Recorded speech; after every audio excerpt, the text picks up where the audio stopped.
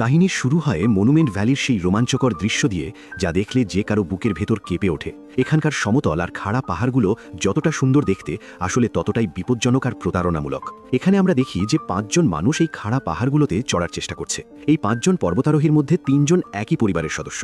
বাবার নাম রয়েস, যিনি একজন অত্যন্ত অভিজ্ঞ এবং পুরনো পর্বতারোহী। তার সাথে তার মেয়ে অ্যানি আর ছেলে পিটারও আছে। এদের ছাড়াও আরও 2 জন এই দলের অংশ, কিন্তু তারা ততটা দক্ষ নয়। আর এটাই এই দুর্ঘটনার সবচেয়ে বড় আর কালো কারণ হয়ে উঠতে চলেছে। রোদের তীব্র তাপ আর পাহাড়ের উচ্চতার মাঝে এই 5 জন ধীরে ধীরে উপরের দিকে এগিয়ে যাচ্ছিল। যে 2 জন রয়েস আর তার ছেলেমেয়েদের থেকে একটু উপরে চড়ছিল, তারা হঠাৎ ভারসাম্য হারিয়ে ফেলে। পাহাড়ের পিচ্ছিল পৃষ্ঠে তাদের পা আটকে থাকে না, এবং পরের মুহূর্তেই তারা 2 জন হাজার হাজার ফুট উচ্চতা থেকে নিচের দিকে পড়তে শুরু করে। এখন সবচেয়ে ভয়ঙ্কর আর শিহরণ জাগানো বিষয়টা ছিল এই যে এই 5 জন একই দড়িতে পরস্পরের সাথে বাঁধা ছিল।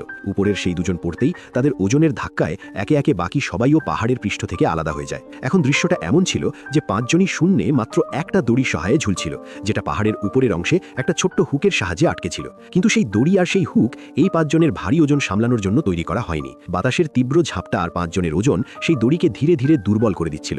সবাই একসাথে নিচে পড়ার আগেই যে 2 জন সবার উপরে ছিল, তারা ধাক্কার কারণে দড়িতে এখন সবার নিচে ঝুলছিল। তখন হঠাৎ তাদের দিকের দড়ি ছিঁড়ে যায় এবং চোখের পলকে তারা গভীর খাদে পড়ে যায়। এখন সেই দড়িতে বাকি ছিল শুধু রয়েস, তার ছেলে পিটার আর মেয়ে অ্যানি। কিন্তু বিপদ তখনও কাটেনি। ওজন কমলেও দড়ি ধীরে ধীরে হুক থেকে সরে যাচ্ছিল, এবং সেই হুক পাথর থেকে বাইরে বেরিয়ে আসছিল।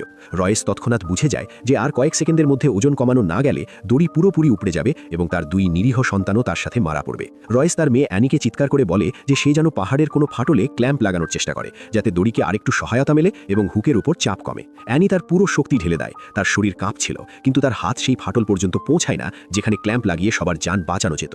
রয়েস সবার নিচে ঝুলছিল, এবং তার ঠিক উপরে ছিল তার ছেলে পিটার। রয়েস এমন একটা পাষাণ হৃদয়ের সিদ্ধান্ত নেয় যা শুনলে যে কারো বুক ফেটে যাবে। সে তার ছেলে পিটারের দিকে তাকায়। তার চোখে বাবার ভালোবাসা আর সন্তানদের বাঁচানোর আকুলতা স্পষ্ট দেখা যাচ্ছিল। সে বলে, পিটার, ছুরি বের করো আর আমার দড়ি কেটে দাও। পিটার